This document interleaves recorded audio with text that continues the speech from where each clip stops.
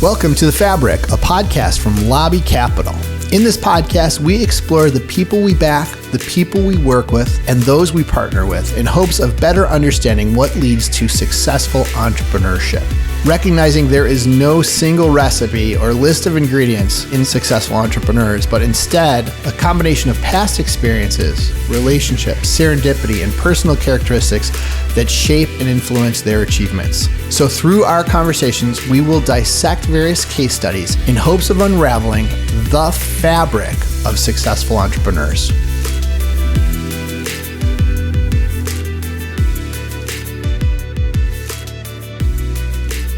Hi, welcome to The Fabric, a podcast by Lobby Capital. I'm Buddy Arnheim, your host here. I'm also a general partner and co-founder of Lobby Capital. Today, we're thrilled to have Marcus Segal, the founder and CEO of ForeVR Games, one of our portfolio companies.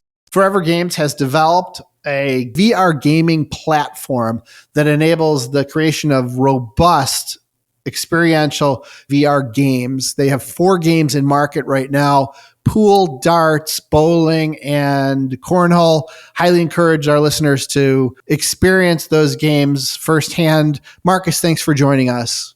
Glad to be here. Great. So we're going to dig in and we're going to go chronological for at least at the beginning here and ask you, Marcus, about sort of your upbringing. And ultimately what we're trying to get to here is sort of how did you get into this entrepreneur thing? Yeah. So I grew up in Van Nuys, California, which is the crown jewel of the San Fernando Valley, for those who know LA.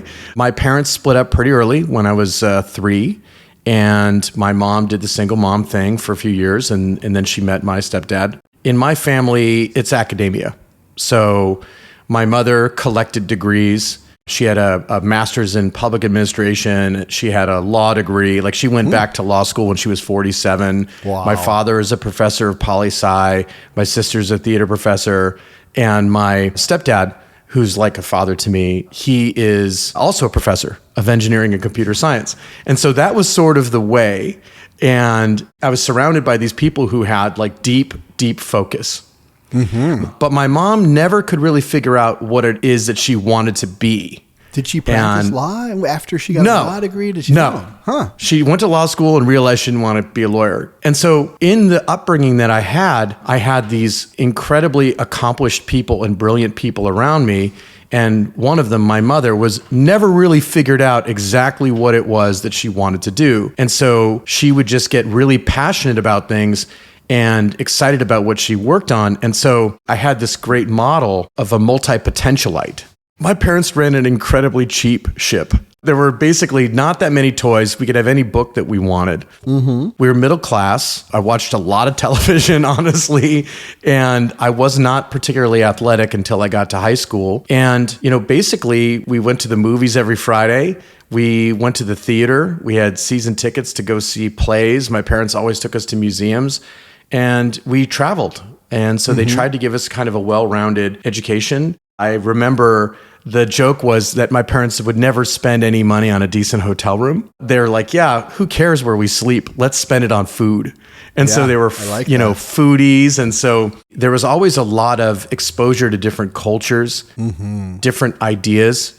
And it wasn't a religious house. So though I'm Jewish, I never went to temple or had a bar mitzvah because my parents said, hey, that's up to you when you're an adult, if that's what you want to do. And so I just didn't do it. I just became curious about lots of things and lots of religions. And so it's interesting. The first time for listeners, I met Marcus on Zoom, right? We met virtually and spent a bunch of time together on Zoom. And then I finally came down to LA and saw Marcus, and you're tall and you're somewhat statuesque, Mr. Segal. And so it's hearing that you weren't athletic before high school is actually surprising to me because you actually have the appearance of an athlete. It was the craziest thing. So I was a Dungeons and Dragons playing like chubby kind of dork. I knew I loved you. I was in the band. I played the trumpet and the baritone horn and all these things. And then the craziest thing, honestly, my pediatrician died. Oh. And I got a new pediatrician and he said, what's going on with you? You don't look so good. And he had me do jumping jacks at his office and I started coughing. He's like, you have asthma. And then I went from being in the PE class with kids in wheelchairs. And we would play checkers during PE. And then they figured out that I had asthma. And then I ended up, running a 6-minute mile and becoming the captain of the football team at my high school. Wow, that is quite a turn. Yeah, I played a couple of years of college football. Did you really? I did, at UC Santa Barbara. So Marcus, let's dig into this a little bit because it sort of starts drawing visibility into your competitive nature. So you go from sort of non-athletic to sort of very athletic. What was your internal motivation? How did your family approach that, if at all? Like, what sort of prompted that about face? Was it health scare? Was it? Honestly, I wanted to be cool. I went into high school and I was on the speech and debate team and the football team and the track team. Those were my activities. Yeah, right. And, after a while, I didn't even do the debate team anymore. It was the ultimate rebellion. My parents are like, you're going to make us go to these games? Because they wanted to be supportive. Were your mom and stepdad not athletic? Were they not? They were not athletic, but they were supportive of, whatever. Me and my sister wanted to do. Mm-hmm. My sister was an actor and is now a theater professor. And so, they were just great, very supportive, but traumatized that I chose to focus on athletics, but it all worked out. Yeah. And it's interesting too, because those are two sports that are psychologically quite different, right? Football is combative and very team oriented, right? There's only one or two positions that are superstar positions. The rest are very sort of collaborative. And then track and field, well, it's a team sport, but it's a lot of individual competition. I think that the greatest lesson I had from sports as applies to entrepreneurship, buddy. My high school team, the Grant High School football team, it has been legendarily bad. Like once every 20 years or so, it'll have a year where it's not bad. And then it goes back, it regresses to the mean. And when you're on a team in the San Fernando Valley, and you're practicing in the 105 plus degree heat, in the smog, in pads, and you're losing, like week after week, you're losing. I mean, like losing, like at halftime, the coach says to the referee, can we just run the clock? Like, don't even stop the clock. Let's just run the clock because we're down. And so week after week, year after year of playing together and sucking and continuing to show up for each other. And continuing to work on it. Yeah. And then eventually, in my senior year, we had the best year in the school's history. Really? And I'll never forget that experience. And it has informed my experience as an entrepreneur because sometimes stuff doesn't work. Right. And it's a process. It's a process. And it's a marathon, it's like, not a sprint. That's right. Calm seas make for bad sailors, right? Yeah. And so, it's like, what did we learn from this failure? Did we get better week to week? Did we get better year to year? We're lucky when you work on something and everything just works. That's lucky. I mean, you might be good too, but it's also definitely lucky. Yes. A lot of hard work. So I'm going to dig into a couple more things because this is great. So Dungeons and Dragons. Okay. I too was sort of the chubby youngster that played D&D with my friends in our pajamas, and nerdy game. I loved it, but it did require a lot of imagination. I feel like it sort of encouraged a lot of creativity, and it's brainy, right? You had to be on your toes. You had to be thinking during the game. One of the things when we first met and I was sort of testing the boundaries of where you wanted to take Forever Games, you said, look, Forever Games is always going to be fun games. We're not trying to sort of, recreate science. This is a place where people can come and let off some steam. Think back to your sort of pre-computer gaming experiences. And is there anything there that has shaped kind of where you're going now? I think that part of it was that I wasn't a very good D&D player. And so there was always some guy, and he was, the game master.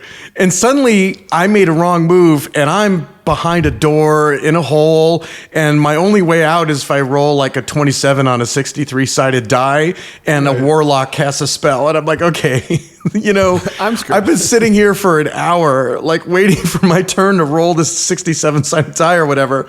And, I think that experience made me want to make games where it's like, let's get to the fun fast. I think that when you're a little kid, you have infinite time and no money. And then you get older and you're like, wait a minute, my time is precious to me. I don't have an hour to dig into the rules of this. I want to get in and have fun. And the reason why I played those games was actually just for the camaraderie of something to do with my buddies. It wasn't the game itself. We could have played, Tiddlywinks. Many of your audience have no idea what that is, but that was a game There were a lot of games that Buddy and I had to play that, you know, kids today would think were torture, but that's how it was. Electricity. Exactly. So, you know, when I think about these experiences, my family used to play board games together. Like we play Monopoly and Parcheesi and Candyland and things like that. And what I think is really beautiful is bringing play into the world. You know, there's that kind of Japanese concept of ikigai, where you find like the intersection of your skills and your passions and everything. And for me, the idea of bringing people together in play is really beautiful. So, you know, my dad is 83 and he can put on the headset and he can go bowling on the moon with my nephew who lives in Kentucky. And they could, you know, meet up and have a game. And that kind of thing can happen all over the world in our games. And to me, that's it. Like, that's what it's about. Yeah. So let's skip to your senior in high school. Football is sort of coming into focus. You guys have worked hard. You're finally a good team. What happened that year? And then sort of how did you decide what you wanted to do after high school? So basically, in my junior year, we actually lost a member of our team. He died. Mysterious illness. And it really rocked us, you know, as a team. And then ultimately we really came together in that senior year, which made it even more powerful for us. Yeah, right. 7 of us went on to play college football from that team, which is a statistically anomalous number. For your high school. For any high school in 1 year. And, you know, we were really close. I had no idea what I was going to do with myself as an adult. I always assumed I'd be a lawyer because ever since I was a little kid, people were telling me, this kid's going to be a lawyer someday.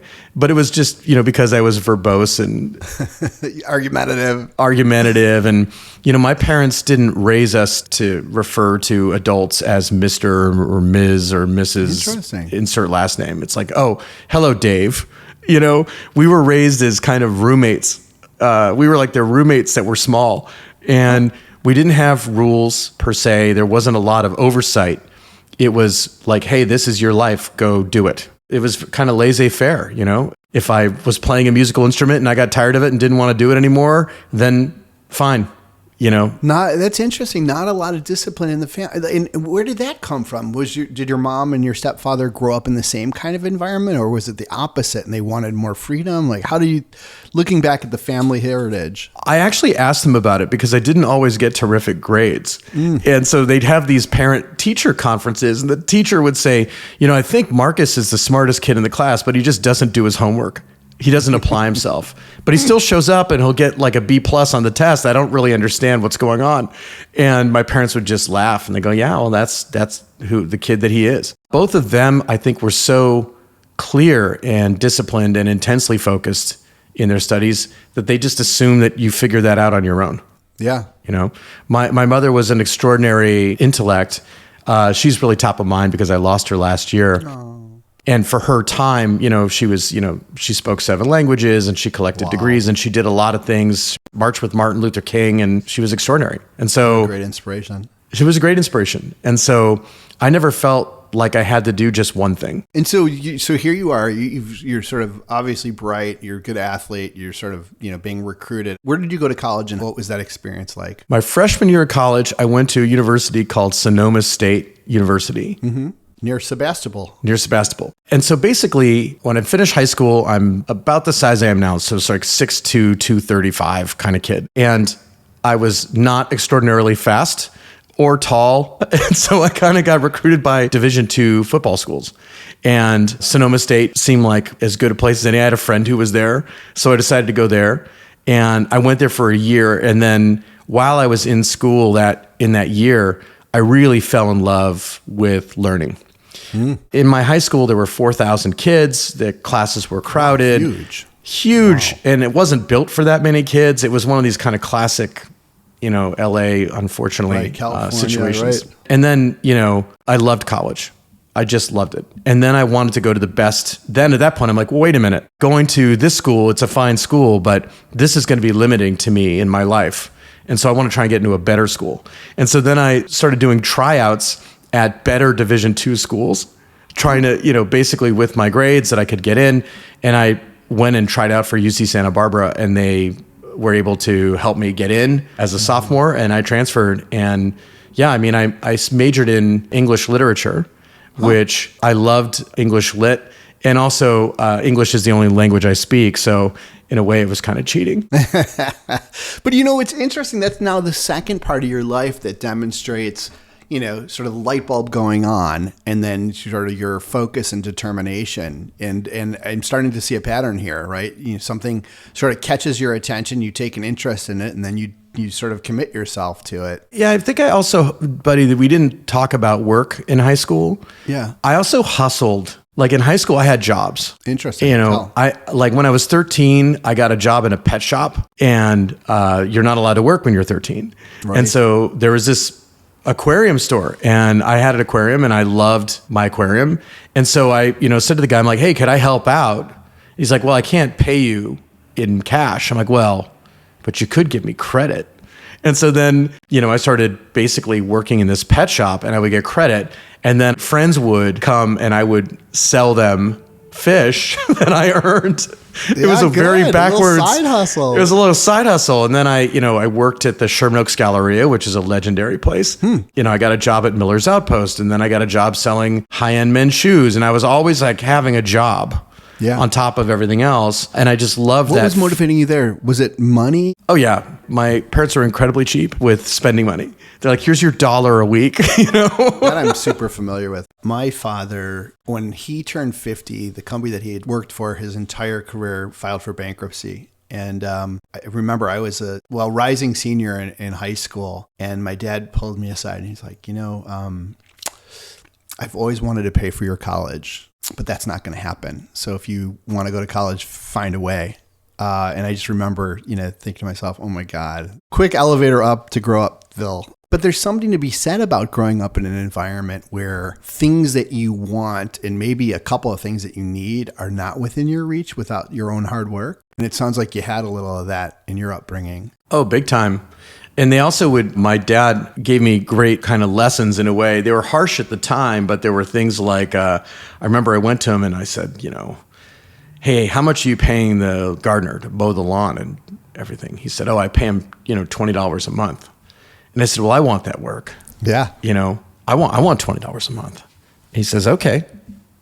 So, a week goes by, I mow the grass, trim it, trim the edges, sweep it all up. And I go to him like, hey, can I get some money for mowing the lawn? He says, I pay the gardener at the end of the month. Don't pay weekly. I said, okay, fair. Got you. End of the month comes. I'm like, hey, end of the month. Yeah, payday. Here for my money, payday.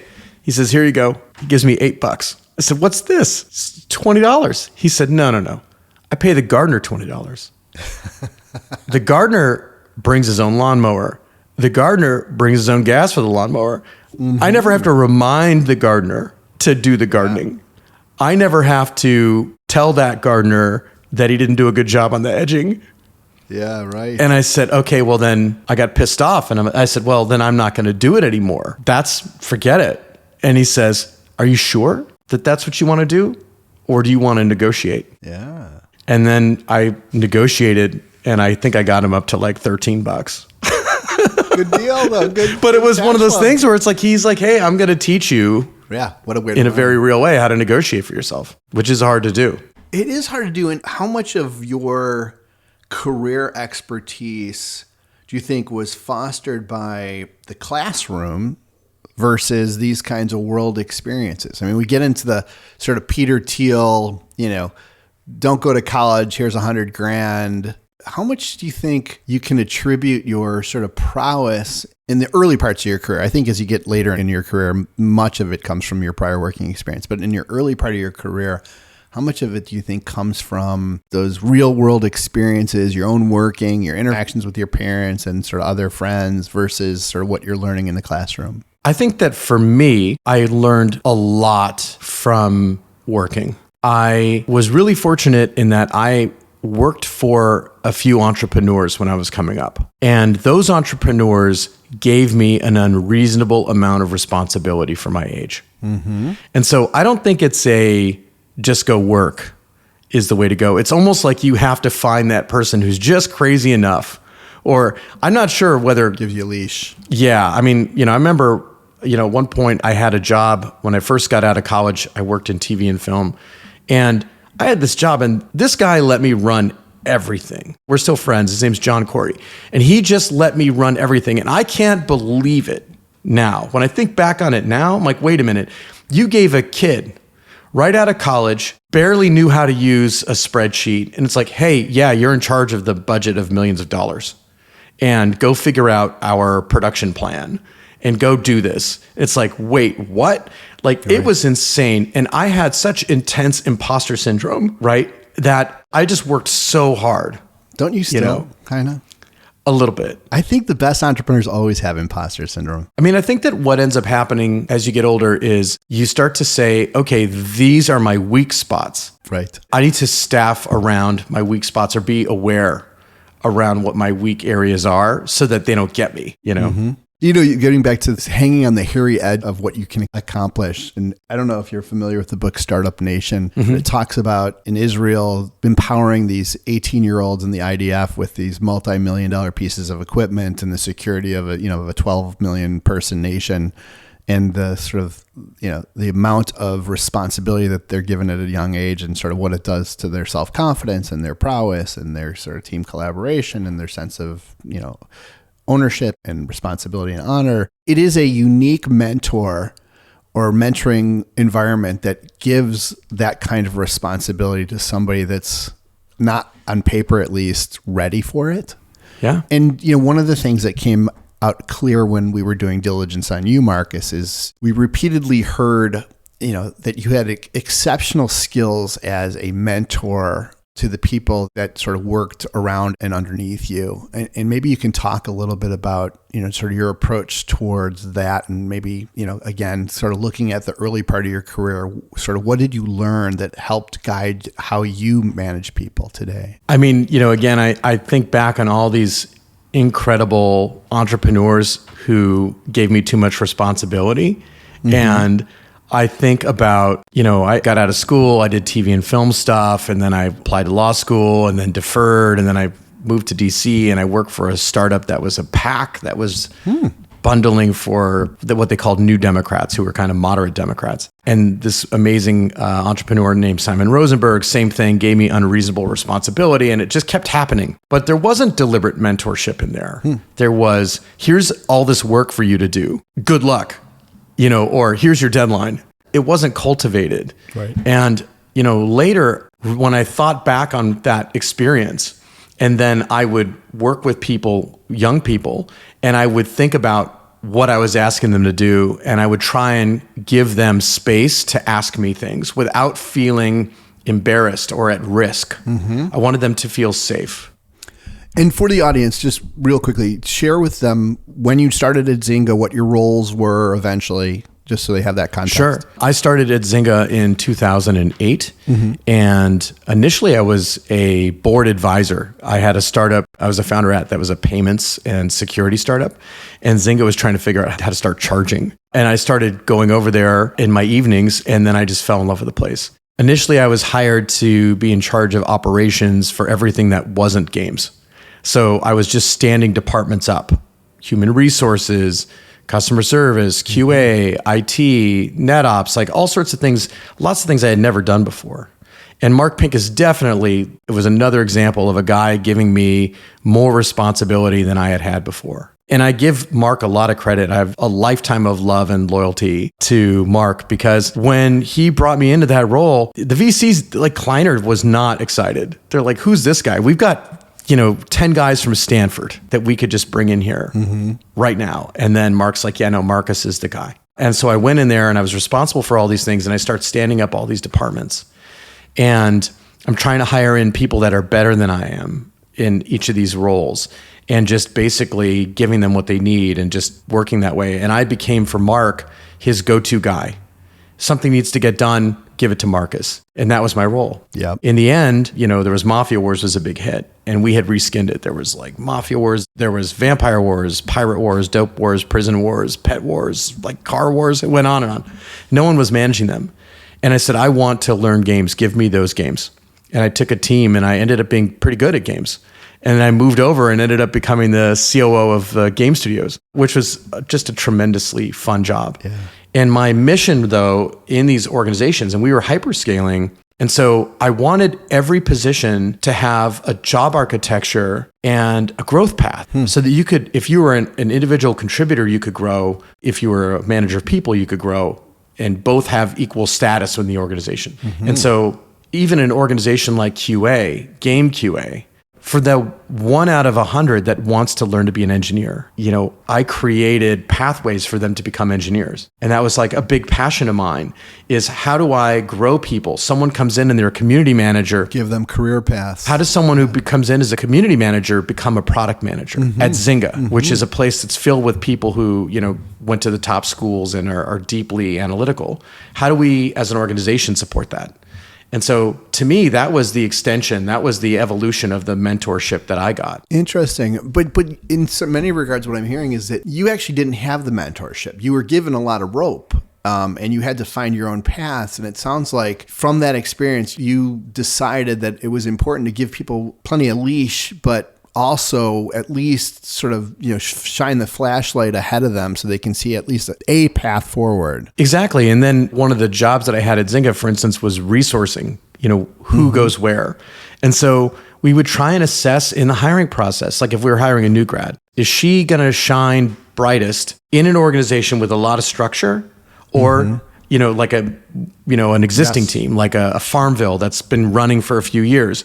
Or would she do better in a more dynamic environment, maybe a new game that doesn't have all that structure yet? Interesting. And so we would try and assess like which environment someone would do best in, because it's not one size fits all. No, that's for sure. It resonates big time with me. And in my prior career as a lawyer, it was exactly that. It was almost binary. You'd have some people that just thrived on having a lot of room around them, not having people over their shoulders, letting them figure it out. They might stumble or fall. I frankly was one of these people. I just did not want eyes on what I was doing. I wanted to make my own sausage whatever way I wanted, and then I would produce a nice link. And then there was other people that very bright. It wasn't a matter of aptitude, that really needed to see a formula, and once given a formula, just nailed it. It's hard though to figure out who those people are in advance of watching them work. Yeah. How did you do that? How did you assess that? I mean, sometimes we would just ask them.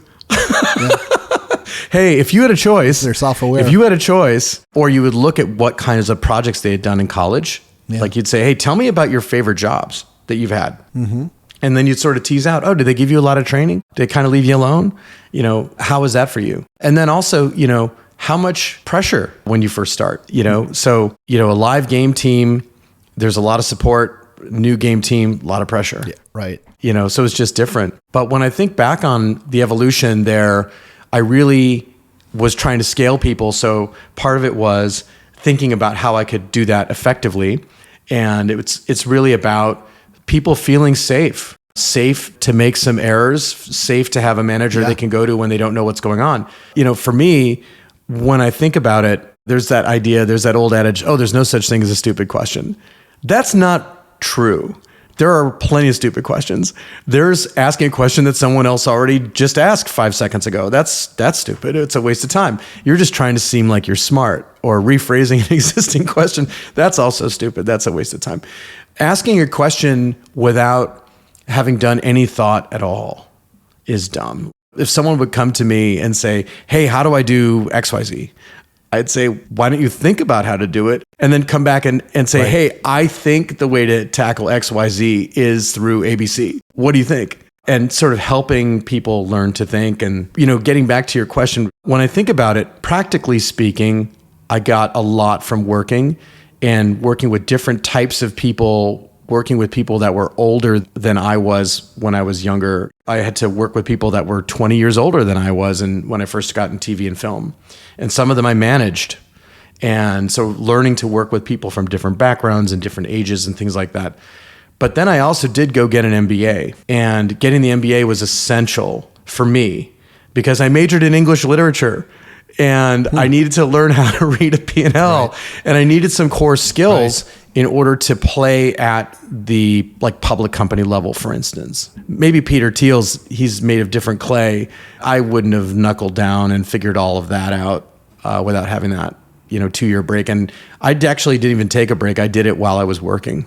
Well, I firmly believe that some of the things you learn in B school, statistics, finance, those things are things that I don't believe they're very intuitive, but once they're pointed out to you, they're really critical parts of sort of understanding how a business operates. Let me close the loop on the management side of it, though, because there's two things that I want to kind of tease out and be blatant about.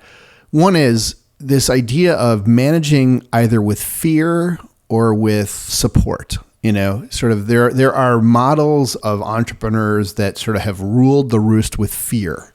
I don't know specifically, but sort of rumor is that, the Tesla working environment is very, very competitive and very harsh. And it's sort of a walk around on pins and needles. And then the flip side of it is companies, again, I don't have firsthand knowledge of this, but we hear that companies like Netflix are almost the opposite, where it's just a sort of creative juice runs through the organization and everybody's welcome to sort of, pursue what interests them and are free to speak up and sort of manage their responsibilities in their own fashion.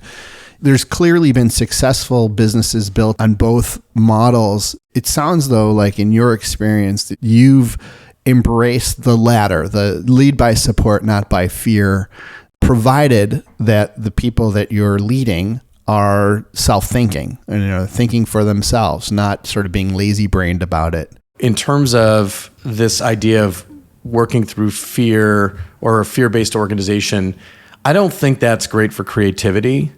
I think that there's kind of 4 kinds of company cultures, and people think of culture as like, oh, we have happy hour on Friday or something like that. But that's not culture. That's just fluff. Yeah, release valve. Yeah, like culture is, what do you recognize in your organization? What are the processes and what are the awards and what are the things that you give out that lead to the outcomes that you want to see? And, if you're in some kind of organization that's, hierarchical, that there's 6 sigmas involved, you're, putting rivets into airplane wings and things like that, or you're working at Schick and you're trying to figure out how to make a razor blade, 3 microns thinner to save, a bunch of dough, then you're going to run your organization one way and you're going to lack things. You're going to lack creativity. You're going to lack original thought. And then you might have to try and use acquisitions to go buy the Dollar Shave Club or whatever. Mm-hmm. If you're a Google, you're a moonshot company, you're doing these big, big things.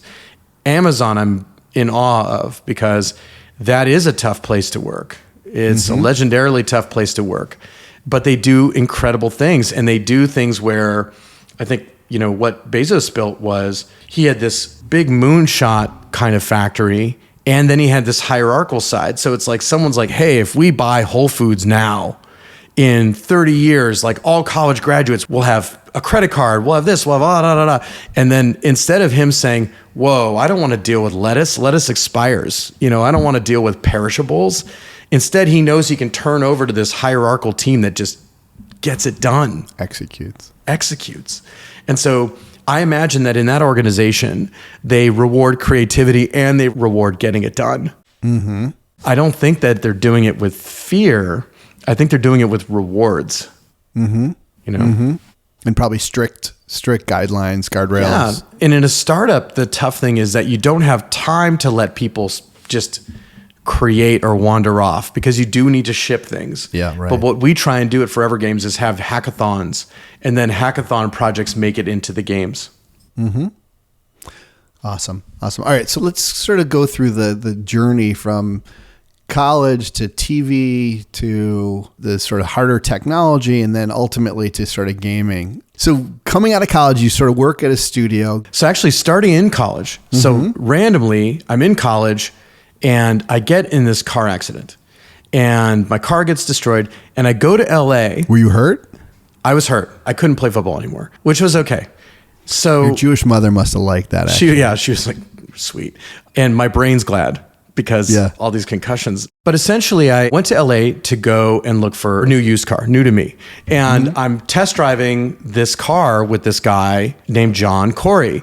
And we're talking about ideas, and he's a TV producer. How did he come into your circle? I was looking for a car, and he had an ad for a used car. He was selling his car. And so we're driving around in his RX-7, and I'm excited about getting this RX-7. And with this money from this guy destroyed my car. And so I'm getting a check and I'm excited to get a cool car, in college. And we're talking. And back then there were videos for everything, buddy. There was like 8-minute abs and there were like videotapes for literally everything. And we start talking in the car, and that show Real World had just come out. And there was this video called Where There's a Will, There's an A. And I said, God, that thing's terrible. Someone should make a kind of real world style video where they actually interview kids in college and get the real story on like what it takes. Because it's only part of it is how you take notes. Part of it is how you get along with your roommates and all this other stuff. He says, that's a great idea. And I was like, yeah, okay. And I bought his car. 5 months go by. I get this call on my answer machine. No cell phones. Okay. And it's this guy, John. He's like, hey, can you give me a call? I'm like, weird. So I call him back and he says, hey, I took out a second on my house and I don't even know what that means. Well, second on a house. I don't know what that means. He's like, yeah, I took out a second on my house. I'm going to make that video. Do you want a job? And so I said, sure. Okay. Yeah, for sure. And so, he was an entrepreneur and we made a video called The Secrets to College Success, which they used in high schools all over the country. And they sold it on TV and the whole thing. And so that was my first kind of media project. And he sent camera crews to UC Santa Barbara, and I would set up these shoots, and I was a producer. Fantastic. And we would interview kids about how they did well, how they picked their classes. And I wrote this book that came with the video, and it was this like cool thing that I did, And I was like, wow, I could be a TV producer, Did you get paid for it? Was it a paid? Oh yeah, I got paid. Yeah. I got paid. Oh, and I was even part of the marketing of it. So I would go to these conferences where the buyer for the store, for the university or whatever, was there. And, college is really expensive, and it was going from 4 years to 5 years and people, all this money. And so part of the story was, hey, here's this kid who made this video. Like, this is a kid. And I was part of the story, and I would talk about it with these buyers. And so I got, again, these work experiences where I worked with people that were older than I am, and I could just be in the room and confidently speak to this product. Right. And so I had the experience of working with a team, of putting something together, of editing it, of seeing it all come together, and then having the joy of putting something into the world for people to view. And so I did that. And then in my senior year, he and I are still talking, we're still working on this project together. He says, oh yeah, I just got this new show, the Vietnam Experience Stories from the Front Line. I'm like, that's amazing. I'm taking a history class this quarter. It's called Lessons from the Front Lines Grunt Chronicles or something like that. It was like the exact same thing. It was his same show. And he said, do you want a job being a producer on this A&E show? And I said, sure. And so basically these guys would come to this class and we would all say, welcome home. And then there's some beautiful class. And then I went to the professor and I said, hey, can I interview the people afterwards? Yeah. And then that was it. I got out of school and I became a TV associate producer and then a producer and then an EP. Yeah, it was pretty amazing. How long was that stint of your career on the film side? So basically I did that for, I guess, about 6 years. I stopped at one point. And was it mostly documentary kind of stuff? Or Yeah, so I basically made documentaries with John Corey, that guy who gave me that first break. We made a bunch of shows for A&E for a company called Greystone. And then I kind of got a little tired and I wasn't sure how I was going to reach the next level. I had a job reading scripts as a side hustle for Oliver Stone. I'm like, how am I going to break into film? I don't really know anybody. And entertainment's not a meritocracy. It might be if you're a performer, but working in production, it's just really hard. It's just who you know. And so I kind of was losing my spirit about it, and I applied to law school and I applied for a journalism internship and I got this journalism internship. Then I moved to DC. I decided not to go to law school for a while. Then I worked for this PAC that was the first PAC to bundle donations for candidates. It had not been done. I mean, this is in 96. So this is Clinton running for a second term. Yeah. And, Yahoo was the hottest company in Silicon Valley. And so I did that. And then my old friend, John Corey, calls. He says, hey, that show that we worked on, that pitch, it got picked up. We're starting our own company now. Do you want to come back?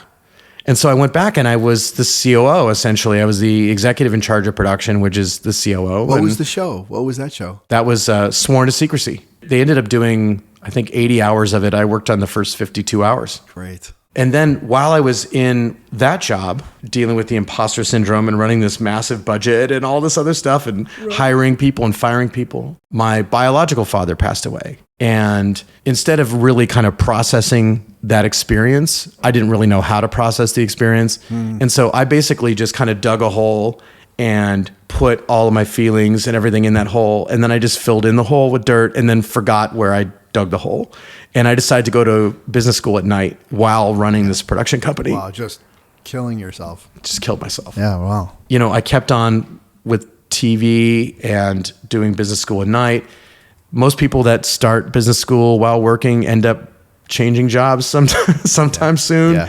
While I was in that program, I ended up deciding I wanted to work in technology. Why was that? Was it more lucrative, or you thought you could get to the higher level that way, or you were a techno geek, or?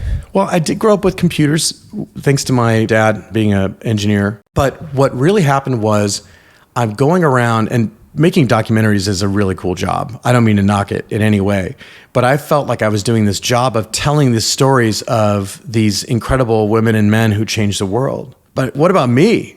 Like, I'm not changing the world by doing this. I have a chance to be a part of what's next, you know? And then I'm in business school, I'm doing this thing, and then that entrepreneur, Simon Rosenberg, who gave me that job with unreasonable responsibility, he says, hey, we're doing an event in Silicon Valley. Do you want to come up? There should be some interesting people there, and I'd love to see you again. I said, sure, man, happy to. Who's there? Mark Andreessen. I mean, it was like a who's who, and me. And I'm in my mid-20s. Great. And Great. Andreessen's probably the same age that I am, or close to it. And I'm in his house, and I'm hanging out with him.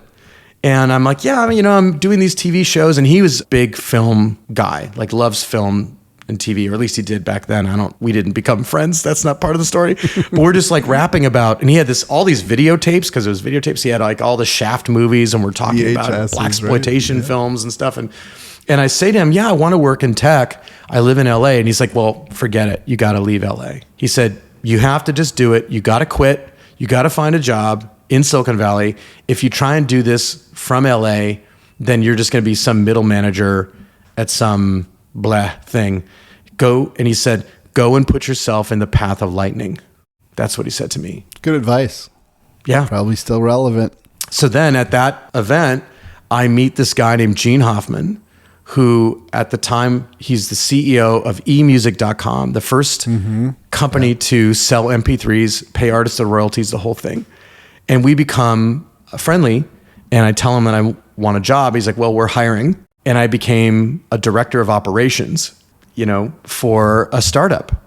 And we ended up going public, and he was the youngest CEO of a NASDAQ company in history. And then, you know, things went really sideways with Napster basically giving music away for free. I mean, it was like we were selling lemonade and they were giving away beer. Right. It was just an absolute nightmare. But then as things happened, you know, and the VP of Human Resources leaves. And so I go to Gene and I say, hey, I covered human resources at my production company. If you need me to sit in the chair while you recruit someone else, I can do it. And he says, great. Yeah, and then a month later, he's like, okay, you're now in charge of human resources. Yeah. You know, and then the, you know, head of business affairs leaves. Same thing. And I said, hey, you know, contracts are all kind of templates. I can manage this until you backfill this position. He's like, great. You're the new SVP of ops. You know, it was just insane. Good lessons, though, for those that are listening is when there's chaos, step into it. Don't step away. Chaos can be a ladder. Yeah. You know, chaos can be a ladder. It's interesting. So as we transition to ForeVR Games, I would say that the games that you've already published are exquisite. They're exquisite environments, right? They're, you know, and I compare them to sort of the competitors. You know, yours are rich experiences. There's a lot of detail. It's fun. It's engaging. It's got texture, as opposed to the very two-dimensional alternatives. And that depth, that texture, that complexity comes from managing a lot of resources at the same time and bringing them all together. And of course, it's a collaborative effort. It's you, but it's Doom. It's your whole team. But it sounds like the ability to produce that has come from the experiences that you garnered working in these films where you had strict deadlines, as you just talked about, but there's also a lot of texture in those as well. You had interviews, you had editing, you had sound, you had environment. Talk a little bit about that and kind of where the games are going as you think forward to the next set of games that are going to be coming out.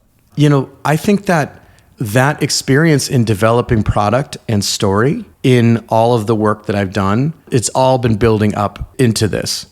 And I've learned a lot from everyone that I've worked with over the years. When I worked with Mark, we made games that were not the most visually stunning games, but we nailed the social. Nailed it. And in VR, it's really the visuals first. And so you've got to blow people away, with the environments. And I think that, right now, I think of like the legs of the table, and one of the legs of the table is art and style. And another leg of the table is social. And another leg of the table is value. Do I feel great about what I spent for this game? And then I think the last piece of it is really around loyalty, meaning there's an advantage to continuing to play our games versus competitors. Like if you keep investing in your character or you keep investing in your profile, that you unlock more goodness. So the more you play over time and the more of our games you play, that it ends up being a richer experience. Right now, I think that our table is lopsided. And so right now, I love where we are on art. I love where we are on our gameplay. And where I want to see us go next is to pump up the social. I want there to be tournaments and leagues. I want there to be more rewards for playing all of our titles. And then, basically we're going to connect it all together so that there's this, gameplay, social, rewards, all of it together at once.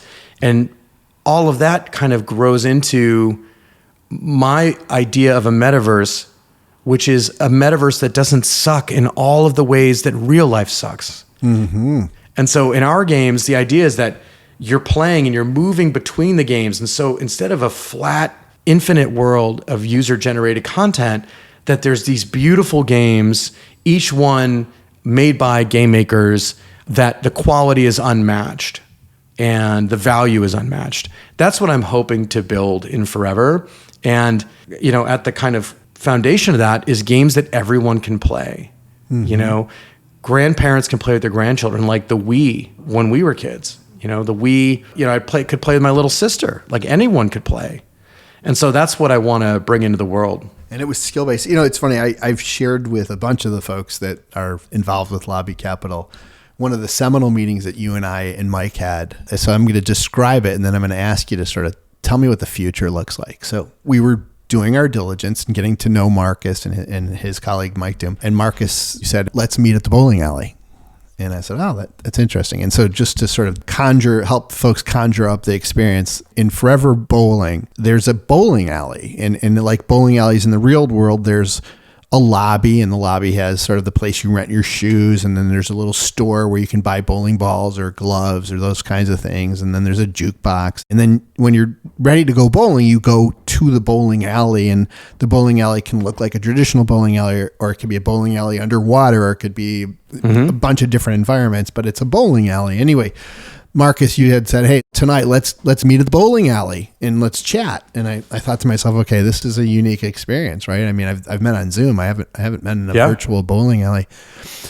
And yet we did meet there. It was flawless. And what was stunning to me was, first of all, you were, for those that have not been in the VR world and experienced the sort of latest headset technology, Marcus would be in one part of the room, and I would see him in that part of the room, and his sound would directionally come to me from that area. And if he came closer, his avatar would come closer and his sound would come closer again from that location. It's flawless. And when he was nodding his head, I could see him nodding his head. I think over time, when you blink your eyes or when you smile, that will also show up. And so we ended up having a conversation, probably 20 minutes or so, where we both talked about stuff, but we also kind of went into the bowling alley and started bowling together. And I finished that experience both knowing you better and knowing Mike better, but also having experienced at least what I think could be a part of our future. Now, with that being said, I'm going to stop myself and then ask you, Marcus, what is the future with VR? How does it impact our life? we're going to be walking around all the time with headsets on, or is it something different? And that was kind of a leading question. So tell us, where do you see VR 3 and 5 years hence? How does it impact our lives? Yeah, I mean, it's interesting when you think about VR, if you limit it to, I'm putting this magical headset on and I'm playing a game, then that's a limited application. Big market, limited application. Visual computing, a world where instead of being crouched over a laptop that's maybe plugged into a big monitor, where I'm actually just leaning back, I've got glasses on or goggles on, and the keyboard could be anywhere, or I could just speak to type. And I'm basically having, kind of that Minority Report access to a computer and what that might unlock for us in terms of our output as humans. Not to mention, like, my shoulders get tight. Right. So I think that, what we're going to see coming out in the next 12 months, even less, is going to be some future of work stuff, applications that are going to be really exciting. And so some people are going to get into visual computing through a $300 headset, and other people are going to get it through a $1,000, $2,000 work device. And they're all going to play games because that's what you do. I mean, I remember playing Minesweeper on a green screen. And so, in my mind, what we're talking about is a future of visual computing where we're freed from this sort of tethered existence. And, I think that with the remote work stuff, especially, it's like people have more and more control over what their work environment is.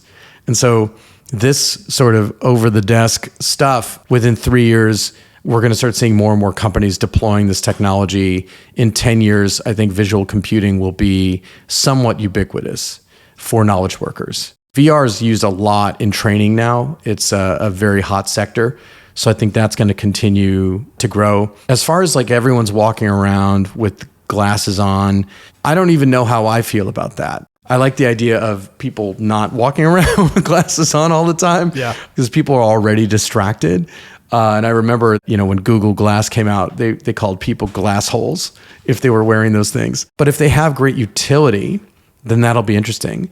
But if you think about it, when we first got our iPhones, we were all showing each other the latest apps that we found. And it was like, oh my God, have you seen this app? Have you seen this app? And, if you got featured in the App Store, that was good for 1 million installs. And now it's 50,000. And so it's going to be a while before there's a lot of applications for these technologies beyond what is like really very practical or very fun. I think one of the things you had said to me as we were kind of moving forward with our process was, look, initially you could foresee a world in which game consoles sort of are replaced by VR headsets. Better price point, functionality is extraordinary. I mean, the Quest 2 is, I think, just a phenomenal device. It's just unbelievably cool. And provided that there's the right content that comes onto the platform, you could start seeing folks saying to themselves and to their friends, let's do this instead of pulling up the Xbox. That in and of itself is a massive market. And I think that, to me, resonated as a compelling vision of the next 24 to 36 months, that I could see that starting to unfold during that time frame. After that, it's harder because I don't have as much visibility as you do in terms of what hardware is going to be coming out. I will say I was goofing around a month or so ago and I stumbled on this application in the Quest 2 App Store where it was a pottery class. Wow. Where you actually sort of learn how to make pottery in the VR world. And then when you're done, presumably you can sort of locate a local sort of studio where you can actually apply what you learned to the real world. That sort of opened my eyes to kind of an interesting meld of kind of the VR gaming environment to the kind of real world skill set. So it's going to be, I think, I can't predict what kind of content will come out. I know that it's going to be forever games. I know there's going to be sort of an increasing amount of very compelling experiences there. I mean, if you haven't done bowling, if you haven't done darts, and sort of when Cornhole comes out, give it a try. I mean, it is truly, truly extraordinary. And then if you're fortunate to have some friends that are also able to access a Quest 2 headset, it's even more fun because it's painless to meet and play for 5 minutes or 20 minutes or 2 hours. Yeah. And I mean, one of the things I think that you really touched on that we got to do when we played together during that diligence meeting is if you play somebody in Words with Friends, that's an asynchronous social experience. We're not playing at the same time. Taking the time to go meet up with a friend and bowl or play darts or cornhole in VR is a fundamentally different kind of getting together to play with your friend in a video game. It's way better than Xbox. It's way better than I'm on a desktop and I have a headset on. We could give each other high fives and sparks fly out. I can basically, go pew, pew, pew, pew and make, finger guns at you. And I can have really the kind of experience that we would have if we were together. And that's really what it's about. That's the kind of game that you can play or your kids can play. And you don't have to worry that they're getting messed up. You're not getting messed up bowling. Exactly. You're playing with real people and it's just fun. Yep. Marcus, at your very core, and this is hard to answer because I've been asked this question many times and I think I've probably given many different answers, but sort of attempt an answer to the following, which is ultimately what motivates you when all is said and done 5, 10 years from now, 15 years, whatever the time frame is, what will be a success for Marcus Segal? Talk about it generally, but also as it relates to Forever Games. Like what motivates you and ultimately what will be an A+ on your report card for you? I think that there are different kinds of entrepreneurs and different pathways to finding it. For some people, it's like they're working in financial services somewhere and they're like, gosh, my job would be much easier. And people like me, our lives would be so much easier if this product existed. Companies would pay for this.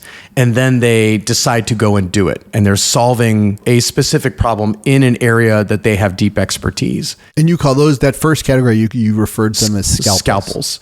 Like they have deep domain expertise. They have, in their minds, they have an unfair advantage in that they think that they have a very clear idea of product market fit. And so the challenge for them might be, how do I get the team together to build it, And those entrepreneurs, they may end up not really knowing how to sell it at scale, right? Like that might be the challenge. And look, you find a great VC partner and they can help you figure that out and the other thing. Then you get these other entrepreneurs that are doing stuff and they're very talented and often very young and they don't actually know what product market fit is yet. And that's okay too, because sometimes they find the most extraordinary pockets of growth that no one had ever thought of before. Yeah. It's like, Travis Kalanick never ran a taxi company, right? But he was the guy who was hustled and he saw an opportunity and he, created it. And so, I think that when you think through this exercise you're doing and it's like, hey, what is the moment that you decided that you should go and start this? So you get someone like me and I had to make a choice. I had to choose between going and being a COO of another big company or COO of another startup, or a lot of COOs that become CEOs do so because some VC says, okay, we got to replace this CEO. He or she isn't. We need your help here. Yeah, you're coming in to bail this one out because you're an operator. But I didn't do that. I got to choose what I wanted to do, and I chose to do this. And what would make me do that? What would make me forsake enormous guaranteed salary against the opportunity to bring something new into the world? I mean, it is interesting, Marcus, because, there are people that would say we're too early in VR. It's too early. The headsets are still clunky. The content's still not there. People don't want to be in a virtual environment. Like, what did drive you to make that decision? I've had the different VR headsets that have been evolving over the years. And I was in that camp. When I was at Zynga, I looked at VR like it was having its renaissance, with Palmer Luckey's first Oculus Rift. And I thought, this is not going anywhere at this price point. But at $300, I thought, okay, this is a moment, and this is going to... $300 an untethered. Untethered, $300 headset. This is a go. This is incredible. And this is going to change things. And the idea of being early was exciting to me. When I went to Zynga, people thought I was nuts. They said, you're going to make games for Facebook? And back then, we made more money, on MySpace and Bebo than we did on Facebook. And I saw all the same signs. I was like, man, people don't get it. They don't get it. And that's an opportunity. And so, if I had to choose between making an application or a game for mobile, where making a game in mobile is like putting a grain of sand on the beach and hoping millions of people find it. I mean, there are millions of apps and games and stuff created every year. And VR is just wide open. And I thought, wow, I can make category defining products in this new modality. And that's a rare opportunity. You don't get a lot of those. And so that was what made me decide to do it. I also, on a personal level, I work with a coach, and we plotted out all these different potentialities because I'm a multi-potentialite, right? So I had them all listed out. I'm like, go join a rocket ship, go be a full-time mentor, like be a VC. I had all these different ideas plotted out. And then on this axis, on the horizontal, I had all of these different things I cared about. Work-life balance, which I've never really had. But the idea that I would have it is appealing. Work with smart people, build a great culture. So then I kind of mapped all these things out that I cared about. And then he had me score them. And when I did it all out, when I plotted everything all out, it was either work at a rocket ship startup or start my own thing. They had the same exact score. And the difference was money. And so if I took the money out of it, then start my own thing was the leader. Like it had the challenge, the develop my vision. It had everything. And when it took money out, it was the clear leader. And so, I looked at it and I said, wow, so I'm willing to, if I go on the rocket ship, I'm going to not spend time with my friends and family. I'm not going to really build the culture because there'll already be a culture. It already exists. I was like, wow, I'm really giving up quite a bit by joining this sure thing. That's not a sure thing. Right. That's for sure not a thing I'm going to do. Right. Wow. I was going to say is that what I think is interesting for your podcast is what is the moment you decided to go for it? You might get someone like me who I'm entrepreneurial, but I've joined other people's ventures, right? Like I was a founder of another startup, but I wasn't the CEO. I was, one of the first three. I joined Zynga early, but, Mark Pincus could have been doing anything. It's interesting. I've always thought of myself as risk adverse, And when I look back at my career, first I was attracted to law because I thought it was kind of like a foreign language. It'd be fun to learn about it. And I had a friend's dad who had been a lawyer turned business person that was wildly successful. And I thought to myself, okay, that's an interesting path. But I went into the law and started working because the salaries were at a certain altitude that felt really, really luxurious. That literally was kind of the prompt to start it. And I ended up staying in the law. So that's a conservative path. On the flip side of it, though, I did, a year into my practice of law, leave Chicago and came to Silicon Valley. So that was risk number one. I came to a community that I knew nobody in.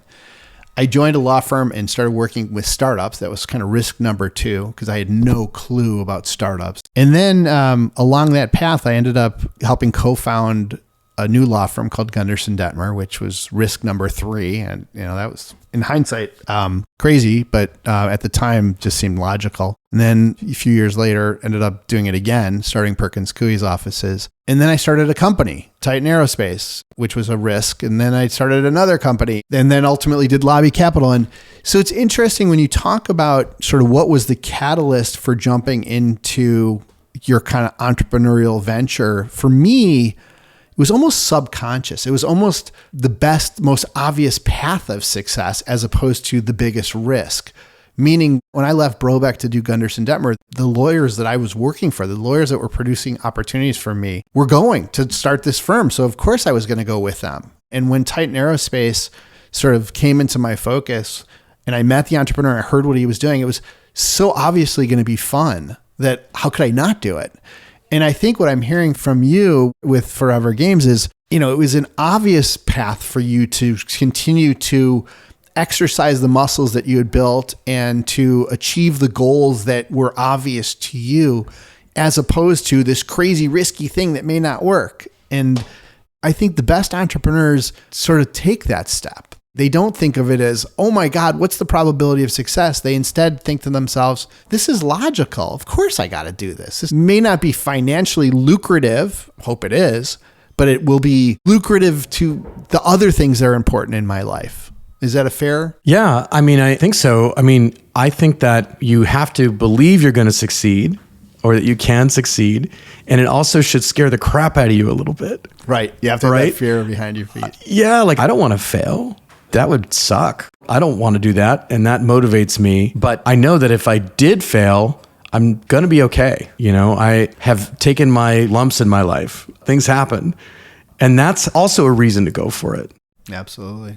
But you also use the word courageous. Entrepreneurs are the most courageous creatures because there's no guarantee and it's all sitting on their own shoulders, at least initially. And so I think courage is maybe sort of the byproduct of hard work, self-confidence, and a little bit of good luck in there. But it does require a lot of courage to step up and do something on your own. And so I admire you for that. I want to make games that are the canon of sports in VR. Like, I want our games to be one of the first games that everyone gets. It's like we are a brand that is synonymous with social and quality and value. And I want to entertain millions and millions of people with our games. And I want my company and this brand to persist after I'm gone from the earth. That's what I want for Forever Games. I want people to say, thank you, these are great, which we get a lot of reviews like that, and it's great. We also get reviews that are like, hey, I wish you had this or that, and we are just as thankful for those. Beyond professionally, I've been lucky that I've sort of discovered that I get a lot of joy from helping other people. So I hope to continue to mentor startups, which I've done, through programs like Google Launchpad and YC and Web Summit, and just sort of making myself available to entrepreneurs that are trying to figure it out and sort of being supportive of that community. And I also support causes that I care about. I raise money here and there and just try and leave the world better than I found it. So that's the sort of output side, right? So build a great company that entertains millions of people, help other people, and get satisfaction from that. This was so freaking awesome, dude. I loved walking through your history. I loved hearing your answers, and I'm as excited as I've ever been about Forever Games. I just love it to death. So fun. Well, I've enjoyed this immensely. To the Fabric audience, keep up the fight, persevere.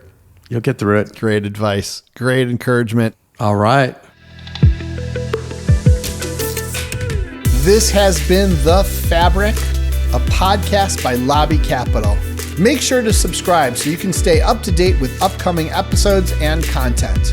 I'm Buddy Arnheim, and I look forward to our next conversation.